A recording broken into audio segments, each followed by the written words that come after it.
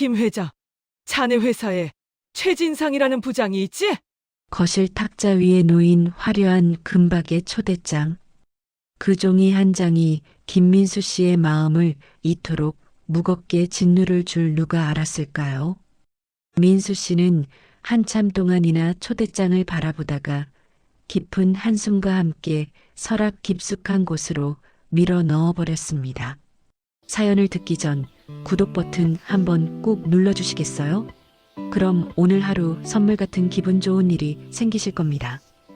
왕년에 잘 나가던 사장님 소리를 듣던 그였지만 보증을 잘못 써 사업을 말아먹고 지금은 하루 벌어 하루 사는 용달차 기사 신세가 되었으니까요.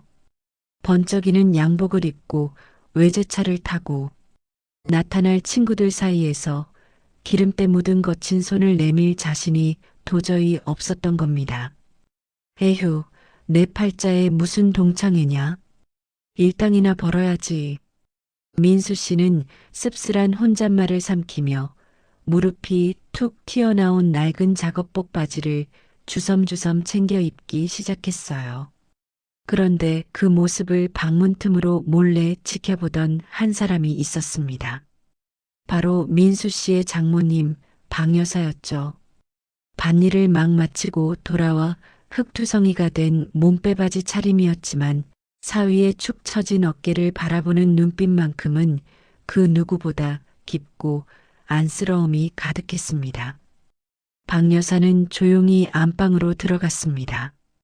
그러고는 장판 한 구석을 들추고 신문지에 꽁꽁 싸매둔 쌈짓돈을 꺼냈죠. 꼬깃꼬깃한 10,000원짜리 지폐 10장. 시장에서 콩나물 값을 깎고 허리 아픈 줄도 모르고 밭에서 일하며 모은 할머니의 피땀 같은 돈이었습니다. 박 여사는 그 돈을 손에 꼭 쥐고 거실로 성큼성큼 걸어 나갔습니다. 그러고는 작업복 단추를 잠그고 있는 사위의 손을 거칠게 낚아챘습니다. 이 사람아, 오늘 친구들 만난다면서 왜 또 그 냄새나는 옷을 입어? 얼른 벗어. 아이고, 장모님. 됐습니다. 오늘 일감이 많아서요. 제가 무슨 낯짝으로 거길 갑니까? 그냥 일이나 하러 가렵니다. 민수 씨가 화들짝 놀라 손사래를 치며 뒷걸음질 쳤지만 평생 밭일로 다져진 장모님의 억척스러운 힘을 당해낼 재간이 없었죠. 박 여사는 기어코 장롱 깊은 곳에 처박혀 있던 유행진한 양복 한 벌을 꺼내 사위에게 안겼습니다.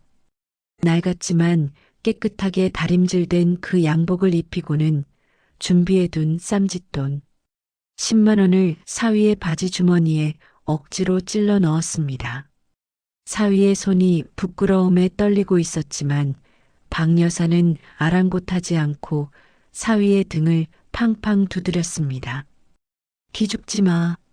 자네가 뭐가 모자라서 그래. 사람은 다 때가 있는 법이야. 가서 맛있는 것도 사 먹고 어깨에 딱 펴고 놀다 와. 남자가 쪼잔하게 굴지 말고. 장모님의 호통 속에는 가슴 저릿한 사랑이 담겨 있었습니다. 민수 씨는 주머니 속에서 느껴지는 지폐의 두께보다 그 돈에 담긴 장모님의 마음이 더 뜨겁게 느껴져 순간 코끝이 찡해졌습니다. 거칠고 투박한 장모님의 손길이 오늘따라 왜 그리도 따뜻하던지요. 결국 장모님의 성화에 못 이겨 차키를 집어든 민수 씨. 현관을 나서는 그의 발걸음은 여전히 천근만근. 무거웠지만 등 뒤에서 손을 흔들어주는 장모님의 응원 덕분에 간신히 용기를 낼 수 있었습니다. 과연 민수 씨는 무사히 동창회에 다녀올 수 있을까요?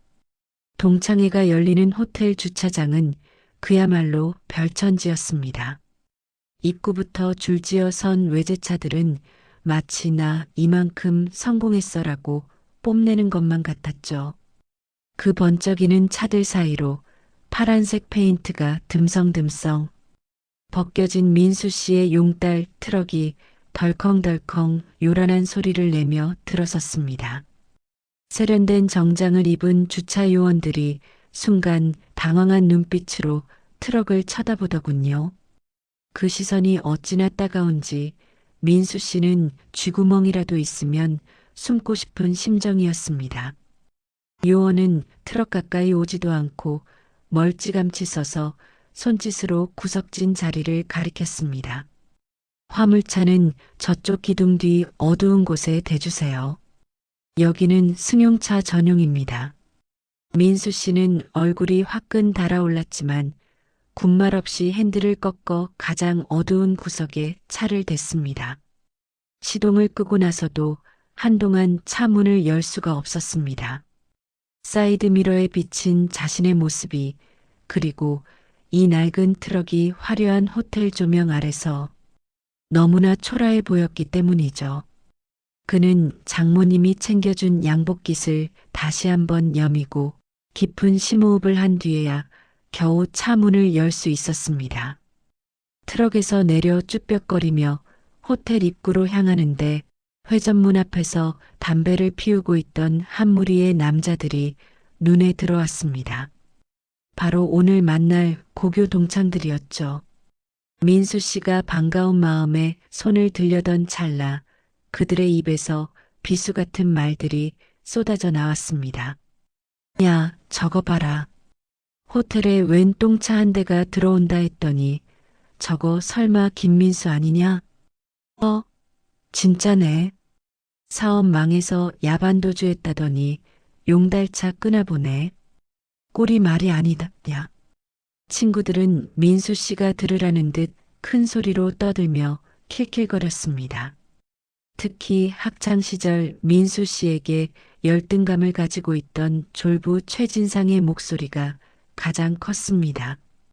민수 씨는 그들의 비웃음 소리가 고막을 때리는 것 같아 순간 발걸음이 굳어버렸습니다.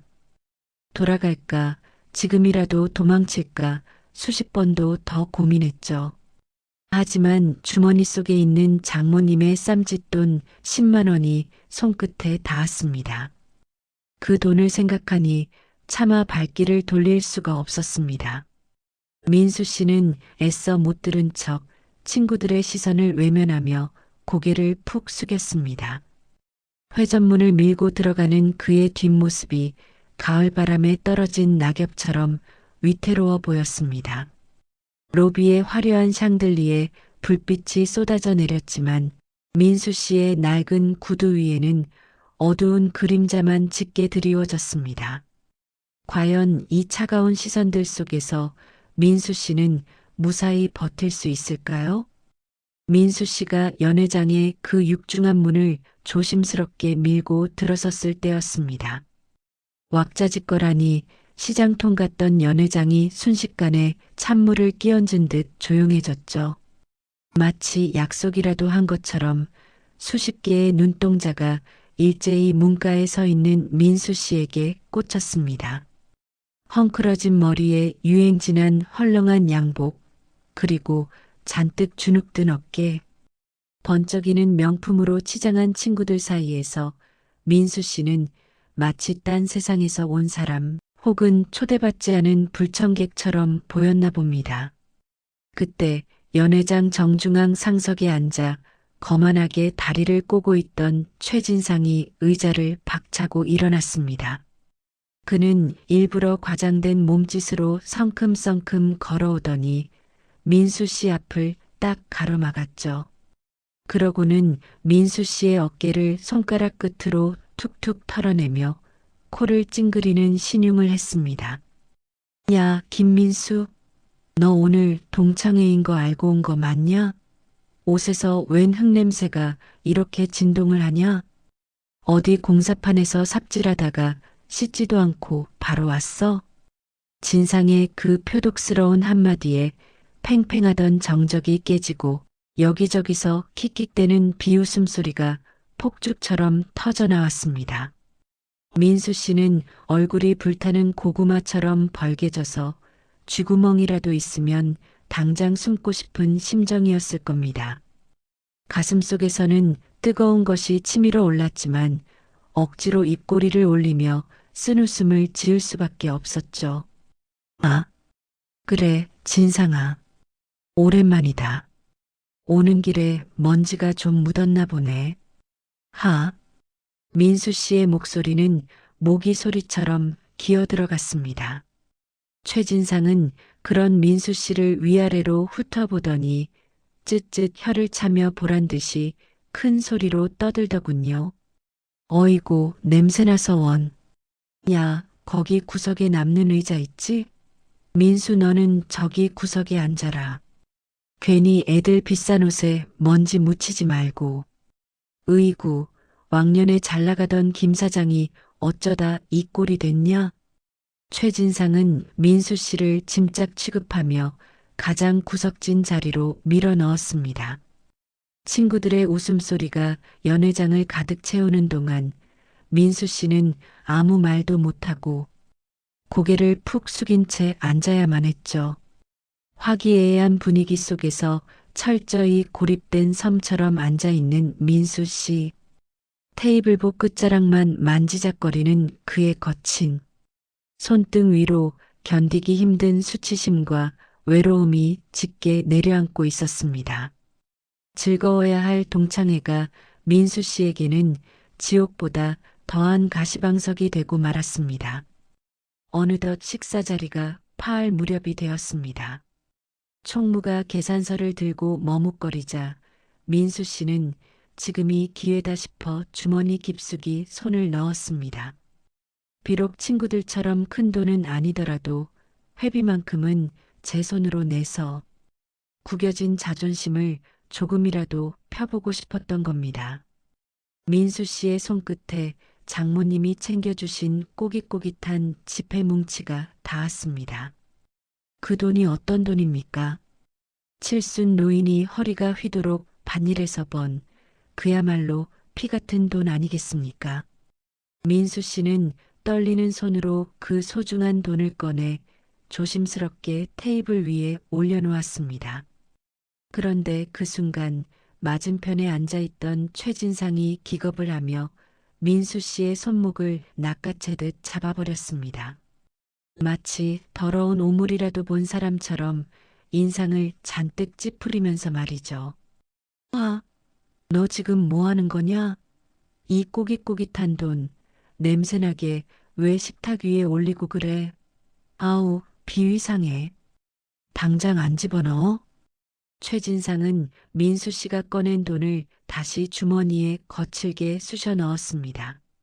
그러고는 자신의 지갑에서 번쩍이는 금색 신용카드 한 장을 꺼내 허공에 휘휘 흔들어대는 게 아니겠어요? 오늘 술값은 내가 다 쏜다. 김민수, 너는 그 돈 아껴서 쌀이나 팔아라. 아, 그리고 여기 남은 안주랑 찌개 좀 남았는데 이거 좀 싸줄까? 집에 있는 처자식들 고기 구경도 못할 텐데 갖다 먹여야지. 안 그러냐? 순간 좌중은 다시 한번 박장대소하며 떠들썩해졌습니다. 친구들은 그저 농담이라며 웃어넘겼지만 민수 씨에게 그 말은 심장을 후벼 파는 날카로운 칼날과도 같았습니다. 민수 씨의 얼굴은 수치심으로 붉게 타올라 금방이라도 터질 것만 같았습니다. 식탁 밑으로 내려간 민수 씨의 두 주먹은 부들부들 떨리고 있었고 손톱이 손바닥 살을 파고들 정도로 꽉 쥐어져 있었습니다. 당장이라도 자리를 박차고 일어나 소리라도 지르고 싶었지만 목구멍까지 차오른 울분을 꿀꺽 삼킬 수밖에 없었습니다. 민수 씨는 타들어가는 속을 달래려 떨리는 손으로 물잔을 들어 입에 댔습니다. 하지만 그 물 한 모금조차 목구멍으로 넘어가지 않더군요. 꽉 막힌 가슴이 답답해 숨조차 제대로 쉴 수가 없었으니까요. 거만한 표정으로 카드를 내미는 최진상의 눈빛과 초라하게 고개를 떨군 민수 씨의 눈빛이 허공에서 짧게 부딪혔습니다. 세상에 돈이 뭐길래 친구 사이의 우정마저 이렇게 비참하게 짓밟히는 걸까요? 민수 씨의 눈가에 맺힌 그렁그렁한 물기가 보는 이들의 마음마저 아프게 후벼 팠습니다. 민수 씨는 술자리가 채파하기도 전에 마치 죄 지은 사람처럼 도망치듯 연회장을 빠져나와 주차장으로 내달렸습니다. 등 뒤에서 친구들의 웃음소리가 들리는 것만 같아 귀를 막고 싶었을 겁니다. 허겁지겁 트럭에 올라탄 그는 시동을 걸려 했지만 손이 어찌나 덜덜 떨리는지 열쇠 구멍조차 제대로 찾지 못해 한참을 헛손질해야만 했습니다. 부르릉 거친 엔진 소리와 함께 트럭이 화려한 호텔을 빠져나오자마자 민수 씨는 그제야 참았던 숨을 거칠게 몰아쉬었습니다. 차창 밖으로 스쳐 지나가는 도시의 불빛들은 오늘따라 왜 이리도 야속하게 반짝이는 걸까요? 화려한 네온사인이 민수 씨의 초라한 트럭을 비출 때마다 가슴 한구석이 욱신거려 견딜 수가 없었습니다. 특히 바지 주머니 속에 들어있는 그 돈, 장모님이 꼬깃꼬깃 접어주신 그 10만 원이 문제였습니다. 차라리 잃어버리기라도 했으면 좋았을 텐데 쓰지도 못하고 도로 가져가는 그 돈뭉치가 허벅지살을 파고드는 불덩이처럼 뜨겁게만 느껴졌으니까요. 결국 민수 씨는 운전을 더 잊지 못하고 어두운 갓길에 트럭을 세우고 말았습니다. 핸들에 얼굴을 묻은 채 억눌러 왔던 울음을 토해내기 시작했습니다. 굵은 눈물방울이 낡은 작업복 바지 위로 툭 떨어져 짙은 얼룩을 만들어냈습니다. 환갑을 바라보는 나이 먹은 남자가 그것도 길가에 차를 세우고 어린아이처럼 엉엉 우는 모습이라니 그 어깨가 들썩일 때마다 보는 사람의 가슴도 미어지는 듯 했습니다. 한참을 그렇게 흐느끼던 민수 씨는 떨리는 손으로 대시보드 위에 붙어 있는 낡은 가족 사진을 집어들었습니다. 사진 속에서 해맑게 웃고 있는 아내와 딸의 얼굴. 민수 씨는 거친 엄지손가락으로 사진 속 가족들의 얼굴을 조심스럽게 문질렀습니다. 미안하다. 못난 남편이라 못난 아빠라 정말 미안하다. 그는 사진을 가슴에 품고 다시 한번 입술을 꽉 깨물었습니다. 가장이니까 내가 무너지면 안 되니까. 민수 씨는 퉁퉁 부어오른 눈가를 소매로 벅벅 문질러 닦아내고는 다시 핸들을 잡았습니다. 덜컹거리는 트럭은 칠흑 같은 어둠이 깔린 시골길을 향해 무거운 바퀴를 굴리며 힘겹게 달려갔습니다. 저 어둠 끝에는 따뜻한 집이 그를 기다리고 있을까요? 자정이 훌쩍 넘은 늦은 시각, 거실의 낡은 괴종시계만이 똑딱똑딱 소리를 내며 정막을 지키고 있었습니다. 소파에 앉아 꾸벅꾸벅 쪽잠을 자던 장모방 여사는 현관 번호키가 눌리는 작은 소리에도 번쩍 눈을 떴습니다. 자식 기다리는 부모 귀는 잠들어서도 열려 있다더니 딱 그 짝이었죠. 김서방 이제 오나? 방 여사는 침침한 눈을 비비며 현관으로 마중을 나갔습니다. 그런데 들어오는 사위의 꼴이 영 말이 아니었습니다. 어깨는 축 늘어져 땅에 닿을 듯했고 고개는 죄인 마냥 푹 숙인 채 눈도 제대로 마주치지 못했으니까요. 민수 씨는 장모님의 시선을 피하려 신발을 벗자마자 허겁지겁 방으로 들어가려 했습니다. 다녀왔습니다. 저 먼저 들어가서 쉴게요.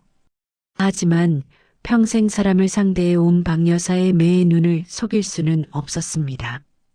스쳐 지나가는 사위의 얼굴이 퉁퉁 부어 있었고 눈시울은 금방이라도 피가 터질 듯 붉게 충혈되어 있었던 겁니다. 술에 취한 게 아니라 누군가에게 호되게 당하고 온 사람의 얼굴이었습니다. 박 여사의 가슴이 철렁 내려앉았습니다. 그때 안방에서 딸이 부스스한 모습으로 나왔습니다. 남편의 겉옷을 받아들던 딸은 민수 씨의 표정을 보자마자 사색이 되었습니다. 여보, 당신 눈이 왜 그래요? 무슨 일 있었어요? 네, 말 좀 해봐요. 민수 씨는 아내의 물음에도 아무 대답 없이 고개를 저으며 방문을 닫아버렸습니다. 닫힌 문 너머로 작게 들려오는 한숨 소리가 거실의 공기마저 무겁게 짓눌렀죠. 딸은 망연자실한 표정으로 서 있다가 걱정스러운 눈빛으로 쳐다보는 박 여사에게 다가와 속삭였습니다. 엄마, 그 최진상이라는 친구 있잖아. 그 사람이 또 민수 씨 무시했나 봐. 안 그래도 가기 싫다는 사람 억지로 보냈는데 우리 민수 씨 불쌍해서 어떡해.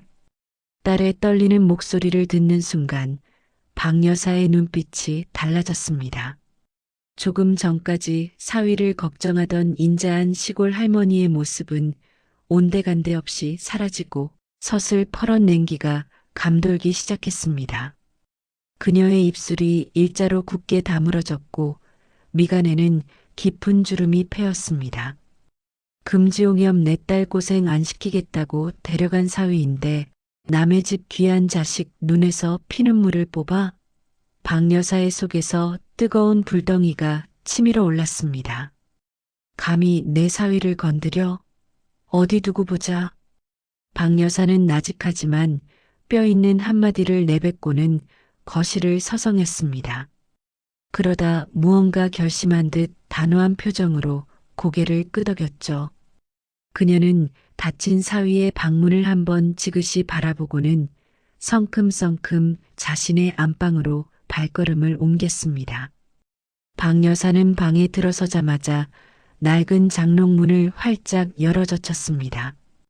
이불 틈새 깊숙한 곳을 한참이나 뒤적거리던 그녀의 손에 먼지 쌓인 오래된 자개암 하나가 들려 나왔습니다. 칠이 벗겨지고 세월의 때가 묻은 그 자개암. 그 속에는 박 여사가 지난 수십 년간 시장 바닥에서 산전수전 겪으며 만들어온 그녀만의 비밀 무기가 잠들어 있었습니다.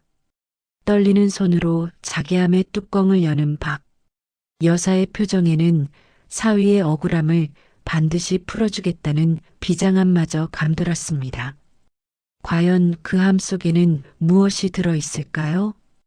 박 여사님은 자개암 속에서 보석이 아닌 테이프로 칭칭 감긴 낡은 수첩 하나를 꺼냈습니다. 겉표지는 너덜너덜해졌지만 그 수첩 안에 적힌 이름들은 결코 가벼운 게 아니었죠. 박 여사님은 콧잔 등에 돋보기를 걸치고 침 묻은 손가락으로 수첩을 한 장 한 장 넘기기 시작했습니다. 쌀집 아저씨, 세탁소 김씨를 지나 마침내 그녀의 손가락이 멈춘 곳에는 굵은 글씨로 김 회장이라는 세 글자가 적혀 있었습니다. 어디 보자. 여기 있구먼. 박 여사님은 심호흡을 한번 크게 내쉬고는 구형 폴더폰을 열어 또박또박 번호를 눌렀습니다. 신호음이 몇 번 울리기도 전에 상대방이 전화를 낚아채듯 받았습니다. 수화기 너머에서는 한 기업을 이끄는 회장님이라고는 믿기지 않을 만큼 반갑고 공손한 목소리가 흘러나왔죠. 그도 그럴 것이 김 회장이 젊은 시절 사업 자금이 없어 길바닥에 나앉을 뻔했을 때 아무 담보도 없이 거금을 빌려주고 국밥까지 사 먹여 살려낸 은인이 바로 박 여사님이었으니까요. 아, 김 회장인가? 나야, 박 여사. 잘 지내지? 처음에는 날씨 이야기며 건강 안부를 묻는 평범한 노인네의 통화 같았습니다. 하지만 박 여사님은 이내 목소리를 쫙 깔고 본론을 꺼냈습니다. 그런데 김 회장, 자네 회사에 최진상이라는 부장이 있지? 그 친구가 오늘 내 사위를 아주 거지 취급을 했다더군. 박 여사님의 목소리에는 고함 한 번 없었지만 그 어떤 호통보다 서늘하고 묵직한 힘이 실려 있었습니다. 내 사위 착한 거 자네도 알지? 사업 좀 망했다고 사람을 그리 짓밟아서야.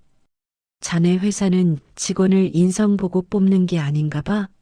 내가 자네를 믿고 여태 지켜봤는데 내 사람 하나 못 지켜주면 내가 섭섭해서 어쩌나. 그 한마디에 전화기 너머 김 회장은 그야말로 혼비백산했습니다. 천하의 박 여사님 심기를 건드렸으니 오죽했을까요? 수화기 밖으로 여사님, 죄송합니다. 제가 당장 처리하겠습니다. 라며 다급하게 외치는 소리가 쩌렁쩌렁 울려 퍼졌습니다. 박 여사님은 상대방의 확답을 듣고 나서야 비로소 굳은 표정을 풀었습니다. 그래, 내일 아침 기대하겠네. 끊어. 박 여사님은 미련 없이 폴더폰을 탁 닫고 수첩을 다시 자개함에 넣었습니다. 돋보기를 벗어닦는 그녀의 손길은 다시금 평범한 시골 할머니로 돌아와 있었지만 눈빛만은 여전히 형형하게 빛나고 있었죠. 사위의 눈물을 닦아주기 위해 호랑이 같은 장모님이 드디어 칼을 빼들었습니다. 과연 내일 아침 거만한 최진상에게는 어떤 날벼락이 떨어질까요? 다음 날 아침 민수 씨네 부엌에서는 구수한 된장찌개 냄새가 온 집안을 가득 채웠습니다. 밤새 잠을 설친 민수 씨가 부스스한 얼굴로 식탁에 앉자 박 여사님은 평소보다 2배는 더 공을 들인 진수성찬을 내오셨죠. 윤기가 좌르르 흐르는 하얀 쌀밥을 고봉으로 퍼담고 사위가 제일 좋아하는 고등어 구이까지 노릇노릇하게 구워 올리셨습니다. 민수 씨는 여전히 어젯밤의 상처가 아물지 않아 숟가락을 들 기운조차 없어 보였지만 장모님의 정성을 봐서라도 억지로 한술 뜨려 했습니다. 박 여사님은 묵묵히 생선 가시를 발라 큼직한 살점 하나를 민수 씨의 밥숟가락 위에 턱하니 올려주셨습니다. 자네 밥심으로 사는 거야. 어깨 펴고 많이 먹어. 자네 뒤엔 내가 있는데 뭐가 걱정인가? 장모님의 덤덤한 위로가 따뜻한 국물처럼 민수 씨의 엄mam을 녹이는 그 시각 최진상이 다니는 회사 사무실은 그야말로 초상집 분위기였습니다. 아침 출근과 동시에 회장실로 불려 들어간 최진상. 문이 닫히기 무섭게 내가 사람 새끼냐 하는 회장님의 불호령이 복도까지 쩌렁쩌렁 울려 퍼졌거든요. 직원들은 숨도 크게 못 쉬고 눈치만 살피는데 잠시 후 문이 열리고 나온 최진상의 꼴이 가관이었습니다. 얼굴은 하얗게 질려 사색이 되었고 다리는 후들거려 제대로 걷지도 못하는 꼴이라니요. 결국 그는 짐 싸서 당장 지방, 공장으로 내려가 라는 날벼락 같은 좌천 명령을 받고 쫓겨나듯 사무실을 나와야 했습니다. 남의 눈에 피눈물 나게 하면 제 눈에는 피고름이 난다는 옛말이 하나도 틀린 게 없었죠. 그때였습니다. 밥을 먹던 민수 씨의 휴대전화가 요란하게 울리기 시작했습니다. 띠링, 띠링, 띠링. 문자 알림음이 쉴 새 없이 터져 나왔습니다. 민수 씨가 어리둥절한 표정으로 확인해 보니 발신자는 다름 아닌 어제 동창회에 왔던 친구들이었습니다. 민수야, 어제는 내가 정말 미안했다. 진상이가 시켜서 그런 거야. 김 사장, 내가 생각이 짧았네. 언제 밥 한번 먹세? 최진상 그 자식 지방으로 쫓겨났다며? 꼴 좋다. 우리 민수 힘내라. 밤사이 최진상의 몰락 소문이 퍼지면서 눈치 빠른 친구들이 앞다투어 사과 문자를 보낸 겁니다. 민수 씨는 이게 도대체 무슨 조화인가 싶어 눈을 동그랗게 뜨고 장모님을 쳐다봤습니다. 하지만 박 여사님은 아무것도 모른다는 듯 그저 국을 후루룩 드시며 시치미를 뚝 떼실 뿐이었죠. 왜 밥을 안 먹고 멍하니 있나? 국 식는다. 어서 들어. 그제야 민수 씨는 어렴풋이 깨달았습니다. 자신의 뒤에 천군만마보다 든든한 장모님이 버티고 계시다는 사실을요. 민수 씨의 입가에 오랜만에 편안한 미소가 번졌습니다. 그는 밥 한 숟가락을 크게 입안 가득 넣고 오물거렸습니다. 목구멍으로 넘어가는 밥알이 오늘따라 유난히 달고 고소했습니다. 10년 묵은 체증이 싹 내려가는 듯한 통쾌한 아침, 민수 씨와 박 여사님의 밥상 머리에는 햇살보다 더 따스한 행복이 내려앉고 있었습니다. 오늘 하루도 참 고생 많으셨습니다. 제 이야기가 잠시나마 휴식이 되었기를 바랍니다. 구독 눌러주신 분들 모두 만수무강하시고 저는 더 좋은 영상으로 다시 인사 올리겠습니다.